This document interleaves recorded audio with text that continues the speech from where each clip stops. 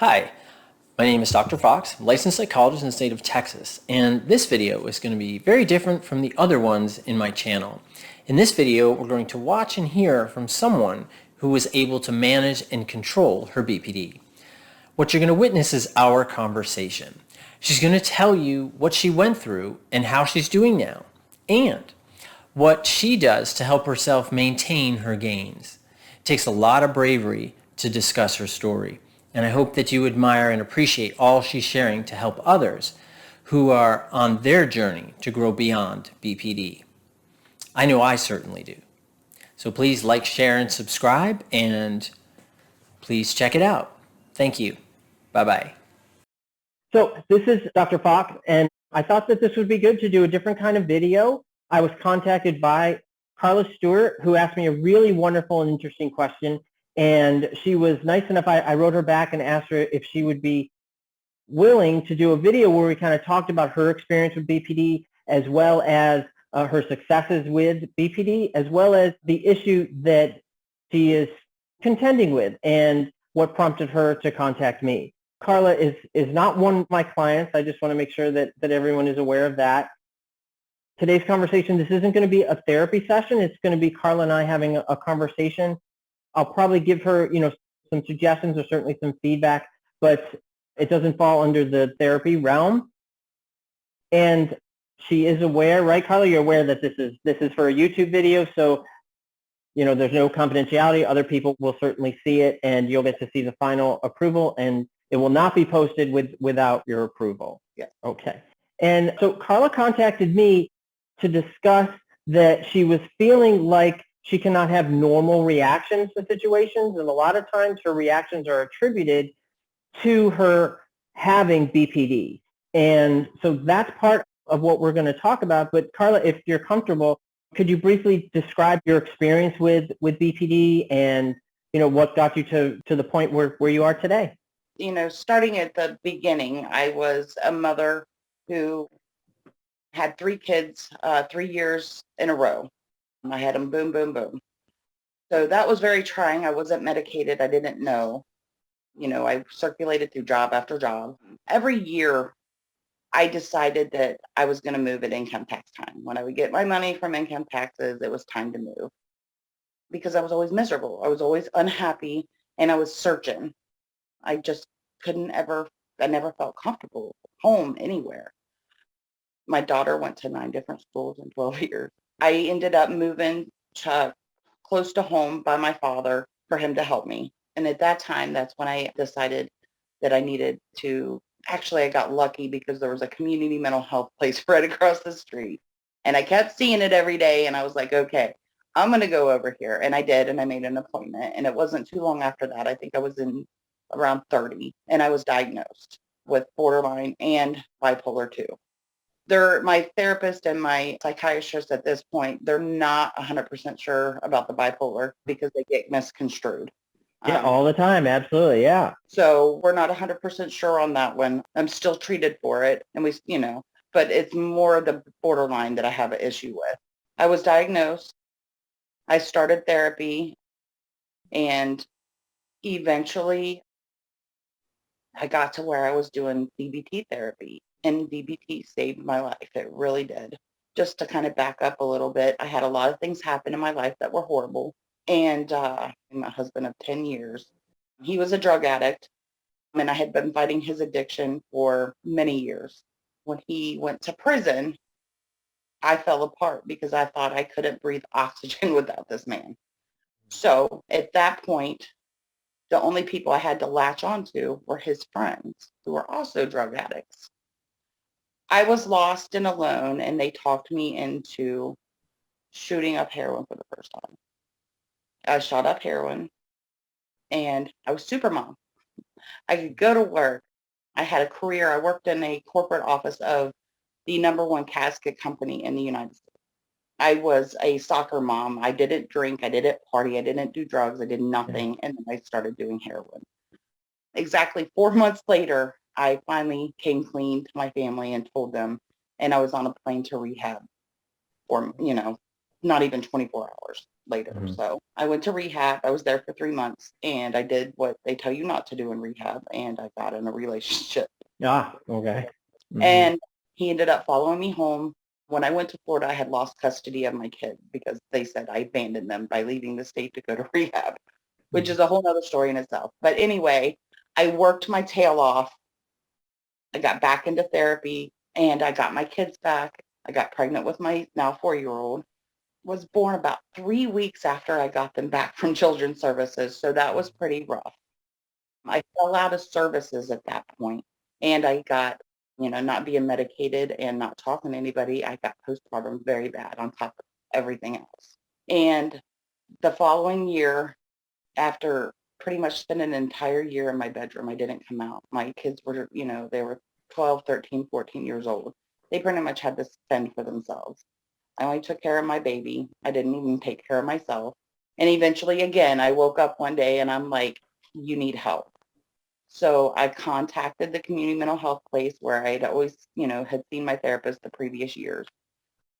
And that's when they introduced me to DBT therapy. I went to DBT. I thought it was dumb. Yeah. I thought it, I didn't understand why they were telling me these silly things to do. Right. Sometimes it's an awkward fit. People are like, what? I thought it was crazy, but I stuck with it. My therapist kept begging me. She was like, just stay with it. Just stay with it. She's like, you will get it eventually, And so I continued to practice. And like I had told you earlier, I'm in the typical borderline narcissist relationship.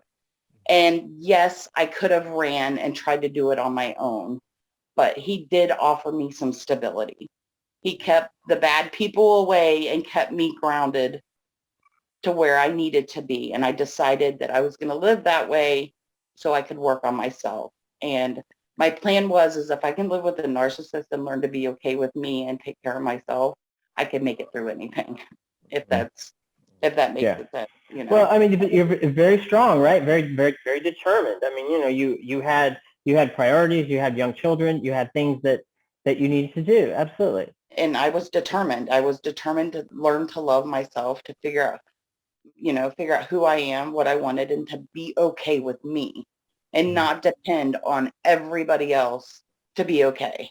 If somebody was mad at me or sad or I felt it so bad that it would literally destroy me. People would come to me with their problems because I'm so empathetic. And was that like a gut punch? Like people would come to you with their problems and their loneliness and their difficulties and their stress. I mean, with BPD, I think a lot of times folks that have that are very emotive people, just as you're saying. So you really feel it, but you really feel it in your gut. Yeah.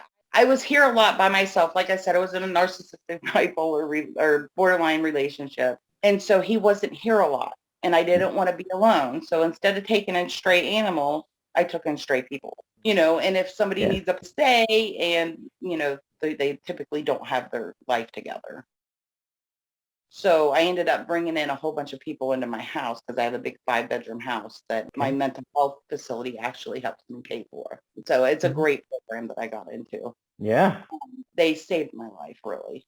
They started coming and they were staying, pretty much I had like 3 or 4 people staying here. I didn't know what was going on. I was in my bedroom. I came to go to the bathroom and get something and eat every great once in a while. I'd actually lost a lot of weight because I really didn't eat. I was pretty sick for a while.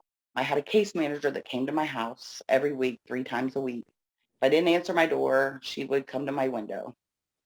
And all this time I was still doing DBT. I was still working on it. I was just a mess. And eventually, I guess it just started clicking because, they worked with me. They held my hand through the whole thing. And my son's father, he ended up coming home and staying home and kept the people away and he kicked everybody out and he kept me grounded and centered. And that's what gave me the opportunity for the last 2 years to work on myself. So he was able to provide you with that stability that you needed to then get yourself that sense of stability, for you to root with you, it sounds like. Right. And I had to learn to live with somebody that I knew didn't really truly love me the way that they were supposed to. And that was very hard in itself. We were pretty much together because we had a kid and I needed help and he knew it. What was that like for you? I mean, as you're going through And please only talk about what you're comfortable talking about. But what was that like for you to be with someone you're going through DBT, which a lot of it is self-acceptance, a lot of it is radical acceptance. You're learning these skills of learning about yourself and creating that stable sense of self.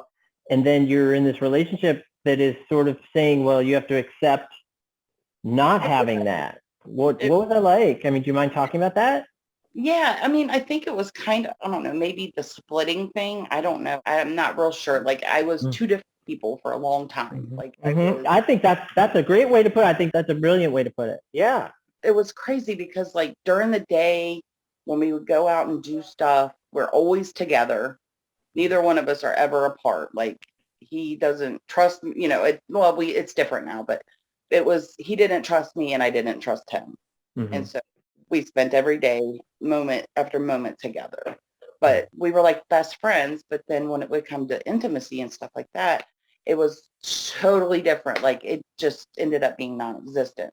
I couldn't, that's like, it was like the wall was up. That was not happening. I couldn't handle it. So that's how that ended up being. And it was like that for about a year. And it was really hard. And if it wasn't for my therapist and a lot of the things that I was going through, but I guess in my mind, I weighed my options. I did the whole pros and cons. I did this list quite frequently, and the pros outweighed the cons of him being here and me going through what I was going through. Yep, and I think a lot of people do that, and I think that we have to do that, right? We have to look at the balance of a relationship. People on the outside can see it however they want, but the reality is that that you're living it, right? And you're trying to better yourself, manage your mental health, manage your issues, manage your addiction, and all of these things. And I think, yeah, I mean, you're trying to create that stability for yourself. Definitely. And that's the way that I'd seen it. I knew that I needed to work on me, and I knew that this was the best way that I could do it, even though it was very unconventional. So, people did look at me like I was crazy. Like, why do you put yourself through that? Why do you do that? And it's like, in my mind, I was determined, if I can make it through this, I can make it through anything and anybody. And when you say this, do you mean the DBT? Do you mean the relationship, or do you mean both? Relationship with the DBT, being borderline and always worrying about whether somebody loves you or not, and being with somebody you wholeheartedly knew the only reason they were here is because you had a kid, was hard. Yeah. It was a constant battle, and I told myself that I was going to get better, and if things hadn't changed by the time I was better and could take care of me, then I would reevaluate my life and do what I thought I needed to do. And that's exactly the point that I came to. And that's how I ended up where I am today. He almost died. It changed things. He realized that I was pretty much the only person he really had, and that I was there for him, and that I really do love him. I keep him, at arm's length, but I do let him in occasionally, So you still have a bit of a protective barrier for yourself. Yeah, I do. And I'm working right now since he came home from, he almost died. He has congestive heart failure, and that's an ongoing thing. I'm still working on letting the wall down since he came home, because since he came home, he's now professed his love, and I do believe him. I wholeheartedly believe it's genuine. He's asked me to marry him, which I never thought would happen, because I had convinced myself that this was going to be, the we weren't in love type of, I kind of was. I guess you would say I loved this man with my whole heart, and I still do. But I never thought he would really love me. And since all this happened, I really do believe that he does. And do you think so? Have you learned that you are worth being loved? Yes, because actually before he got really sick and this happened, I was on the beginning stages of planning on leaving, even though it was going to break my heart to go on my own, because I am to the point where I love myself. I do. I wholeheartedly love me for who I am. And I know that I'm a good person. And I know that I do the best I can, even though it might not be the greatest in the world. I do the best I can every day. And I try to do better than I did the day before. There you go. That's all I can do. And, I try not to beat myself up for, when I fall a little bit. And I really don't anymore, because I'm only human. Right. And that's okay. Yep. And it's that acceptance, right? We're all human. We all fail. And it doesn't mean that we as human beings are failures. Things just happen, right? They don't always work out the way we expect. The skill that I learned was radical acceptance. Yeah. And I learned that about 6 months ago. It finally Mhm. clicked. And Mhm. since that day, my Yeah. life has been totally different. Yeah, and it's an amazing concept. What do you think helped you to get it to click? What do you think helped you? Actually, me and my daughter have had a pretty tumultuous relationship after what happened to her. I wasn't there for her the way I needed to be. I fell apart. And she ended up having to take over and be the strong one, even though she was the one that was hurting. I was consumed with guilt, shame, everything known to man. I hated myself and all I wanted to do was die. But I knew that I couldn't kill myself because my kids needed me. And then I found heroin and I found a way to die without dying. I was Mm. a shell of a person. I was literally a walking shell. And I knew that. And, after about 2 months of it, I knew that that's what I was doing.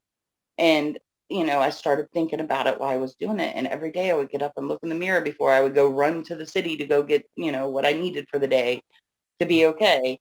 Anyway, our relationship was really bad. That put a really, we were really close. And before that, I was the sun to her. I was the moon. I was the stars because I didn't do drugs. And we dealt with an addict. And she's seen me persevere through all of it, even through some of my depression and, my struggles. But she's Sure. seen me, I was her idol. And then her idol wasn't so great after all. Yeah. You know how kids are. They Yeah. their parents are perfect until they realize they're not. And Right. Right. Yeah. it unfortunately, her way of finding out that I wasn't perfect Yeah. was her seeing me with a needle in my arm. And that was tough. And Sure. that's kind of the clicking point for me to go get help and rehab. But anyway, Yeah. fast forward like 4 years, we had it, off and on. I'm with a narcissist. She doesn't understand the relationship and he treated me like crap and she hated his guts and, she's a teenager. And anyway, when he came to live with me, they didn't get along. She was used to basically running me and me doing things that she wanted me to do out of guilt. Mm. I was driven by guilt with her. Anything she Sure. wanted, killed myself to do. Mm-hmm. She ended up moving out at 17. She ended up still finishing school, which was amazing. She's a very strong girl. Yeah. Great. I'm very proud of her. But I guess it's been about a year ago. Some things happened and we had a really bad falling out. I don't even I think it was that she had an apartment and then COVID happened and she lost her job. She was a waitress. Mm-hmm. And she ended up losing her apartment and she had an animal. She had a dog. I can't have animals here. Plus she hated my son's father and that just wouldn't work. And she knew it wasn't even an option. Now, if she wanted to come home by herself, no dog, no boyfriend, she always has a roof over her head no matter what, as long as I live. And he Mm. wouldn't have to say so in that. But I can't. He lives here too. He's on the lease too. And he doesn't want a dog that we're not allowed to have. And he doesn't want her boyfriend here when they're not married. I can't really, that's justifiable. So, and Yeah. that's what she knows. She knows that no matter what, if she was ever really homeless and needed somewhere to go, she has somewhere, no matter Mm. what. I would tell him, you know what I mean? That's one thing that I wouldn't turn her away for. Sure. Well, anyway, she ended up finding this lady. And of course, I guess my daughter's picked up some of my habits over the years, and Mm. she manipulated this woman in a kind of way and made her feel very Mm. sorry and made me out to be a monster, which, most of the stuff she said was true. Well, this lady didn't know me, and reached out to me on Messenger and told me about myself and told me she was going to love my daughter and reparent her at the age of 18 and teach Mm. her, this, that, and the other and talk Wow. about me, dog, And I'm Mm-hmm. like, and I sent her a message back. And me being me at the time, I told this woman my entire life story over a message, Mm. because I reacted immediately. Sure. And Oh, yeah. Well, what a triggering, activating moment for sure. right. Oh, But yeah. 3 days later, I hated myself because I told this woman that I didn't deserve an explanation from me. I Mm-hmm. didn't need to tell her anything about my life. It was none of her business, and she didn't deserve, after the things that she said to me, she didn't deserve a response. Do you And think I, that were you sticking up for yourself? Do you think when you were explaining where you were coming from in some ways, were you oh sticking yeah, up? And then like did you feel guilty, you think, because you were sticking up for yourself? That a part of you was like, well, Carla, you're not really worth sticking up for. And that's where that guilt came from? What do you think? What it was is I started at the beginning and I went through the entire, it started with my daughter because it was about my daughter. Like, this is my life and this is what happened. And you don't know the backstory behind the things that she's telling you. Because I felt guilty, you know, I cried through the entire time I was making this message. And it was like a novel, I promise. It was bad.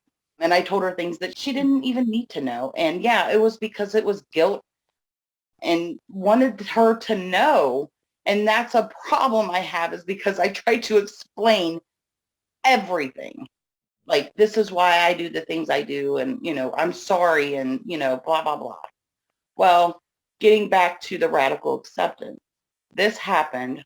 I was mad at myself 3 days later. And then I started pulling from my skills and working with my therapist. And this was the first time she actually introduced radical acceptance to me. She didn't even try before this because she knew I wasn't ready. She introduced it to me at that point and made me realize that that lady didn't deserve an explanation from me. She made me realize I didn't need to be guilty. I have been apologizing, feeling guilty and so much shame for years and years. She was 12. She's 19 now. And I beat myself up over, and I was replaying it over and over in my brain all the time.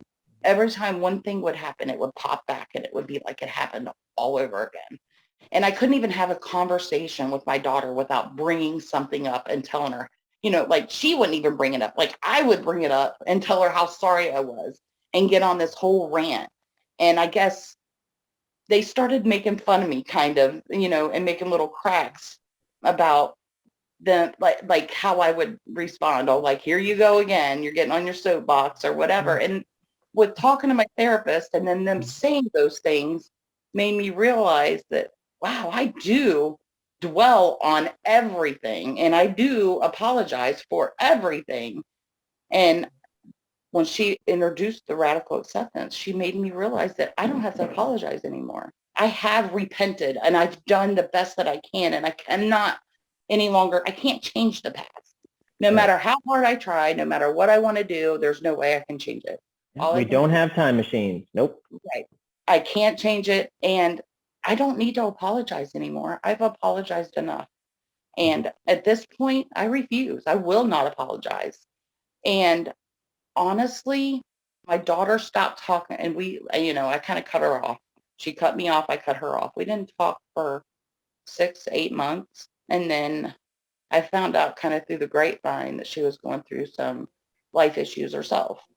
And I reached out to her with, hey, do you want to meet up for lunch so you can see your brother, my 4-year-old? Because I knew what she was going through and I knew she needed me, but she would never, ever she would never stoop to asking me. And I knew that.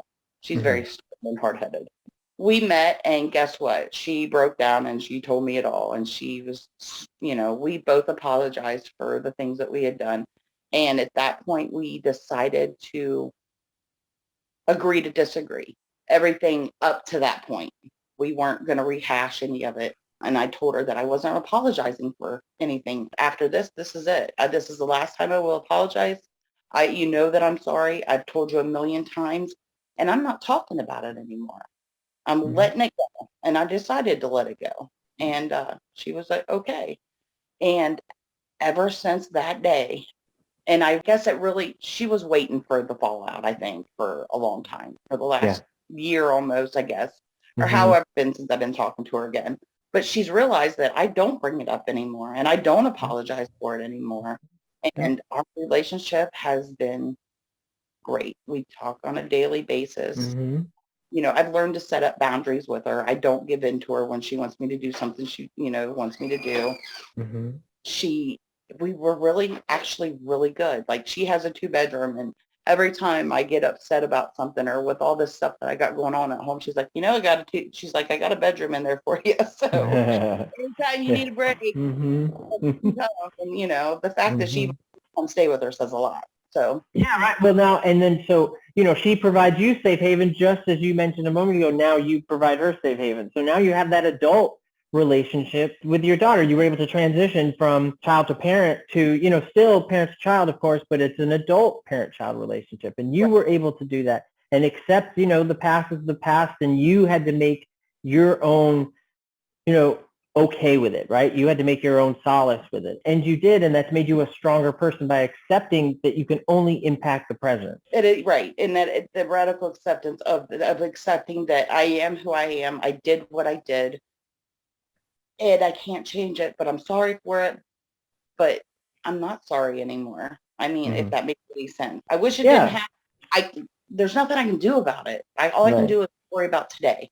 Yeah, and I don't think that it's being dismissive. I don't think that you're saying, well, too bad, deal with it. I think you're saying, like you said, is that, the shame doesn't move you forward. The guilt, regret, those things don't move you forward. It's accepting that it happened in the present, doing things so that it doesn't reoccur. It's, affecting things in the present so that you can impact and have a positive future with your daughter, whom you obviously adore and love very much. Definitely. And the whole with the radical acceptance and all of that happening, I was so freeing. Like it lifted 1,000,000 pounds off of my shoulders. And, my brain was a lot freer for a while. Like it was amazing. And it still is, don't get me wrong. But me now understanding what radical acceptance is and how great it is and how I don't have to worry about what happened yesterday or last week or 10 years ago. It's great. Just for example, I got a newspaper clipping in the mail about a week ago, and it was a letter that my son wrote the Pope, the Catholic Pope, for an essay award back in, he's a sophomore now, and he was in 7th grade.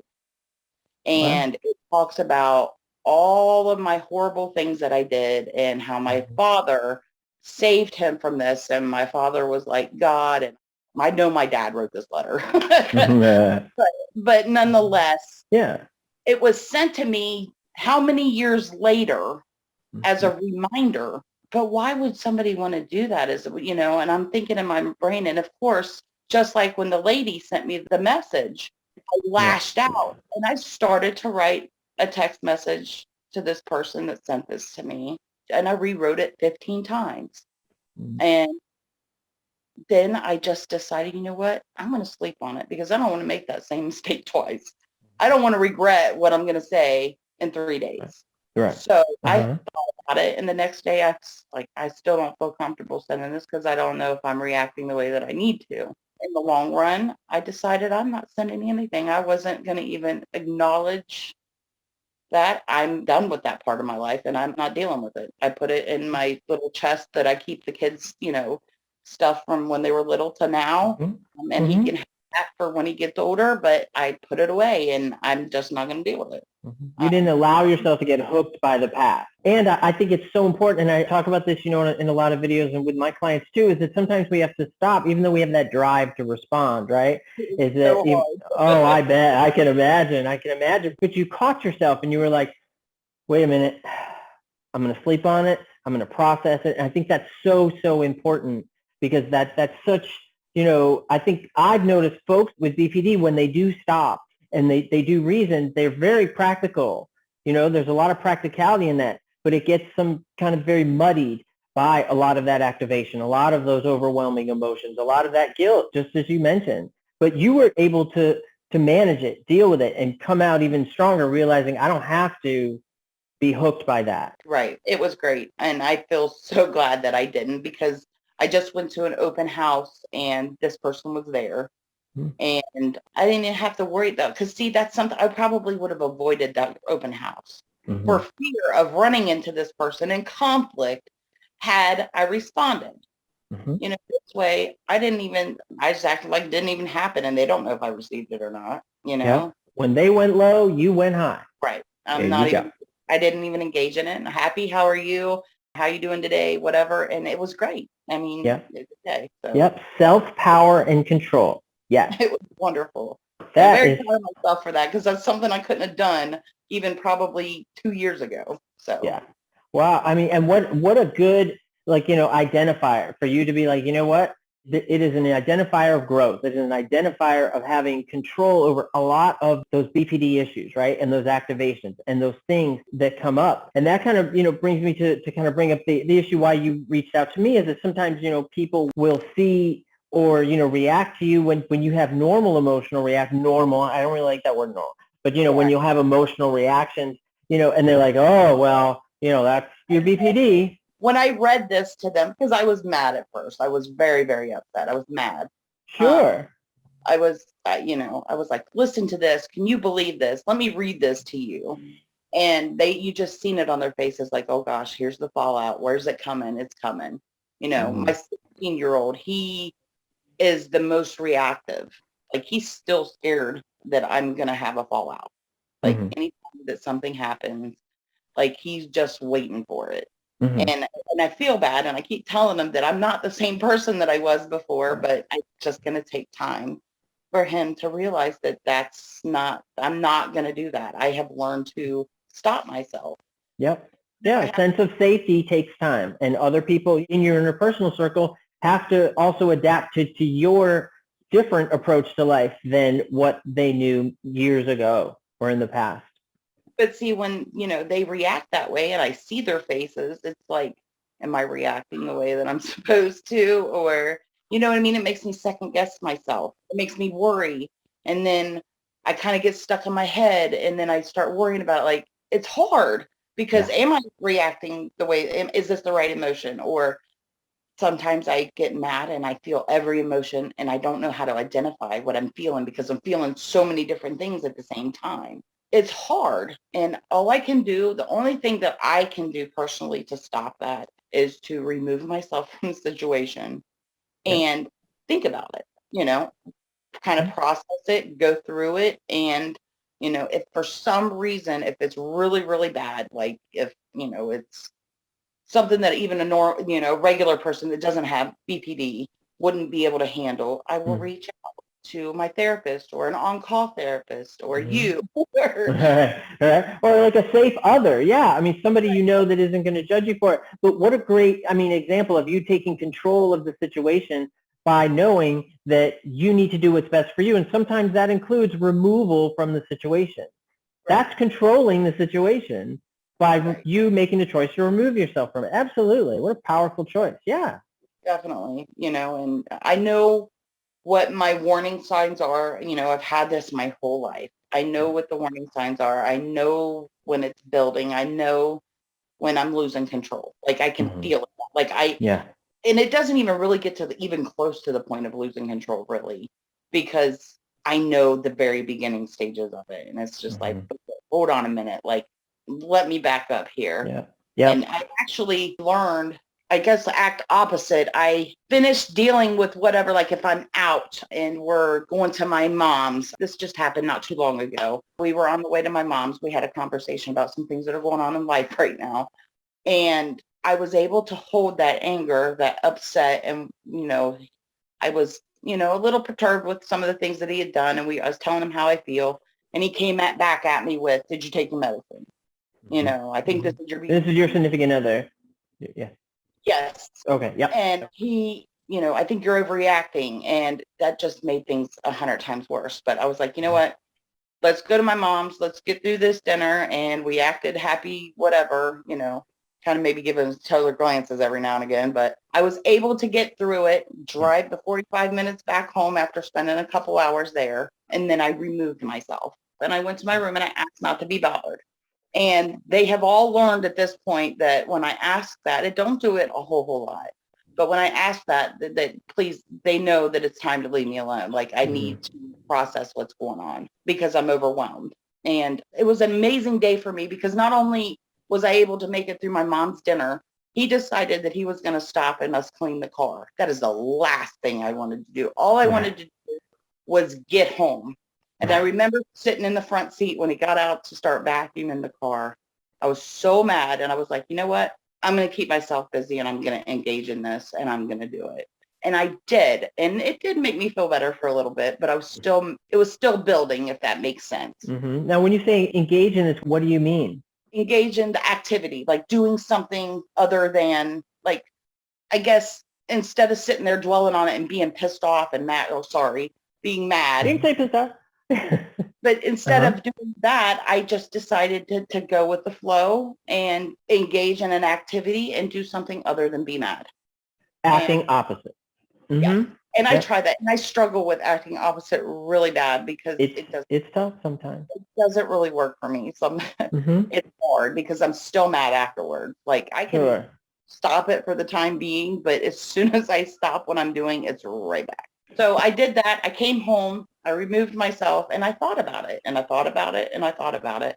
And I reached out, and I just had to get confirmation that I was justified in the way that I felt. And it's not fair that everybody always asks me, did you take your medicine? Did you take your head medicine? Did you take your happy pill? I think you're overreacting. It's not fair. Yeah, and it minimizes your emotional experience, and it dismisses your emotional reaction, saying, well, every reaction you have is 110, whereas, you're allowed to have that emotional response, and then I think, and just as you're saying, it's not that you're screaming, yelling, throwing things like that you're just perturbed by things that would perturb anyone. Exactly. And yes, I'm not, I'm probably saying it a little more aggressive than I need to, but it's not yelling. It's not shouting. You can hear it in my voice. Like I'm upset. Yeah. But I guess that would be anybody. You know what I mean? It's just everybody makes me feel like, I don't know. Is that right? Yeah. And I feel like it's a life sentence to have borderline that you're never allowed to get mad. And it's not fair. And, you mentioned something that you want to be okay. You want it to be recognized as being okay. And do you think that it's that external, are you still searching for that external okay to get that feedback that your emotions are okay? Or do you think that that's something you and your therapist are contending with now? And we're contending with it now, but I think the biggest thing that upset me with it is the fact that I couldn't find anything in any of the DBT material, anything online that says that it's okay. Yeah. It always tells you a skill to use or how to deal with it, or you know what I mean? It's like when I get stuck in my head like that, like I need definite, like it's okay. Yeah. And because I mean, in the real world, like on a regular daily basis, I know that it's fine. It's just when things happen that kind of get out of control or a little bit out of the normal, then I react, and I don't know if it's the correct reaction because it is a reaction that needs to be a little bit more than I'm mad. Yeah, and it goes to, and I don't know that DBT directly relates to this per se, but they do, they loosely talk about like assertiveness and utilize that sense of assertiveness, right? Not being aggressive, not being passive where you stuff it, which would be passive, and then, aggressive where you just start throwing stuff and just, just really, really get angry. And it sounds like that's what the people in your interpersonal circle are expecting, whereas you're saying this is an assertive approach. What you're saying is maybe it's hurtful, maybe it's dismissing, it's minimizing, whatever it is, but you're hurting me. What you're saying is painful. And me telling you that doesn't mean that it has anything to do with my happy pills or anything like that. It's you as a person having an emotional experience assertively saying, hey, when you say that, I feel dismissed and unheard, and that hurt. Yes. This last little episode with my mom and all that, and me kind of processing that, they've all actually come, like, I actually took the time to try to explain, and they actually took the time to listen. And now my family is going to engage in therapy with me and try to understand where I'm coming from.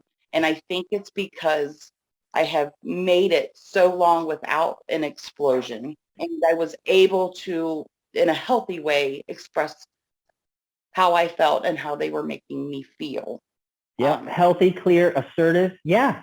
Yes. Yep. And I think that made a huge difference because I wasn't lashing out. And my first reaction when I get upset and mad, or even if somebody hurts my feelings, is to be pissed, mad. I hate you. You're the worst person on the face of the planet. Or you hurt my feelings, or you hurt my pride, or whatever it might be. The instant thing is I want to kill you.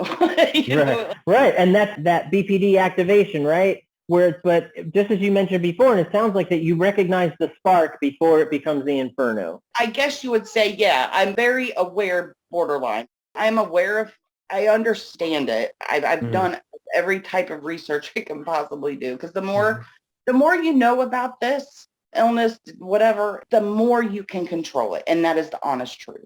The more I have learned, the more I have read, the more I have watched. Like, you've been amazing, and your things going through your workbook has been nice. Thank you. Absolutely amazing for me. And just doing the therapy and stuff like that, it's learning it and understanding it is key to it. Really is. Yeah. If you And don't knowledge is empowerment, and you've empowered yourself. right, knowledge is definitely power. If you don't know what's going on with you, how can you control it? Yeah, no, and absolutely. And I think that, I hope that you give yourself all this credit for having the courage to unearth all of these issues and revisit these issues and open yourself up to learning these skills and practicing these skills and replacing those old maladaptive, patterns with these adaptive ones. And now you're starting to see, and your family's starting to see, and, you're starting to see a lot of the fruits of that labor. And it is labor. It is such hard work. But here you are, and we're talking, and you're doing such an amazing job of just explaining your situation, and it's so honest and it's so heartfelt. And like, I'm really proud of you. And we just met, but I'm really proud of the gains you made and just the success that you're having. So wonderful. Thank you. The fact that I'm even doing this is amazing. Right. And what a scary thing to do. Yeah. But you're brave. You're very brave. I was so worried about it. I was panicking like a week ago. It was like, I don't know if I can do this. I really want to do this, but can I do this? And then I started working with my therapist on it. And then she kind of put things in perspective for me. And you know what? The last probably 6 days, I knew it was coming, and I'm like, okay. There you go. Right. We'll do it. And just to give you an example, I've got some things going on, and today was a day where I don't really want to come out of my room. That's where I'm at right now. And that's okay. And even though I didn't want to come out of my room and face stuff, I still met with you. I laid in my bed until 10 minutes till it was time to meet you. Yeah. But, I think a lot of that is also you recognizing what you need to manage a lot of the issues that come along with BPD, and also allowing yourself that emotional and personal and private latitude that you need in order to control it. And I think what happens is a lot of folks with BPD, that they want to please everybody in their circle, and they think once everybody's pleased, then I'll be okay. Because of the BPD, you always have that little voice or that family in the head that's always telling you, well, they're not too happy. Well, they're not too happy. So it's always undoing those things that you're doing to make everybody okay. So it's never okay. So then you're always spinning about why isn't it okay, and the guilt, shame, and all those things get kicked back up. And you couldn't hit it even any closer. I've got some family members that are living with us right now. They just moved in, and I don't know them all that well because they're my fiance's family, and I'm having a really hard time, I guess.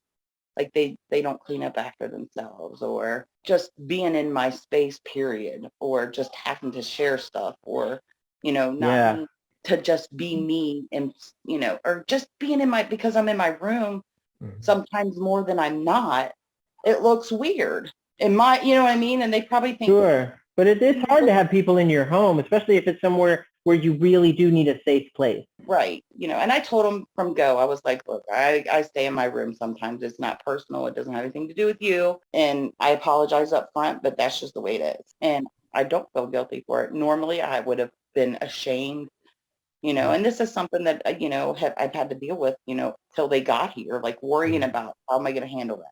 How's this going to work? And, but now that it's here, I take a little bit of time for me, because me being as sensitive and empathetic as I am, being around people all the time is very, very, very exhausting for me. It can be very draining because you're managing your own emotions, making sure everybody's okay. And if they're not okay, or what you're perceiving is not okay, then activates you. And then it sets off that spiral for sure, which is all the more, for you to have your space when you need to detach, to kind of refuel yourself, refuel that sense of self-control, that sense of self-containment. Oh, yeah. These are all things, it's just a continuous work in progress. I know I still need a lot. I've come a long, long, long way, but I still got a long way to go. But I'm happy with where I'm at. Yeah. And I'm, all I can do is do better tomorrow than I did today. You're accepting where you are today and moving forward to make tomorrow even better. Right. I mean, that's amazing. I pick myself up. If it's a day where I have to stay in my room all day, then that's fine. Yep. And that goes part of accepting what you need, and what you need is okay. if you need it to be okay, for you to be well, for you to be able to take care of your energies and to take care of yourself and do those things. Because if you don't take care of yourself, how can you take care of the people you love and care about? And that doesn't make you selfish. That makes you a human being. Right. Yeah. Well, Carla, we're just about out of time, and I want to thank you again so much for taking your time. It means a lot to me for you to do this, and I know the people who will see this will really relate to your experience, and I just think that that they'll be just as proud of you and just as awestruck of all the gains you've made and the strength that you have that I am, and I can't say enough how much I admire you for making it through the things you have, and for you to be kind enough to give me your time today to let me talk to you. Thank you. And I know I was probably kind of all over the place, and I do apologize. I don't think you were at all. I think you were fantastic. I'm a nervous wreck, but it's okay. So, I think you did fantastic. So thank you. I really appreciate it. Yeah, you did just terrific.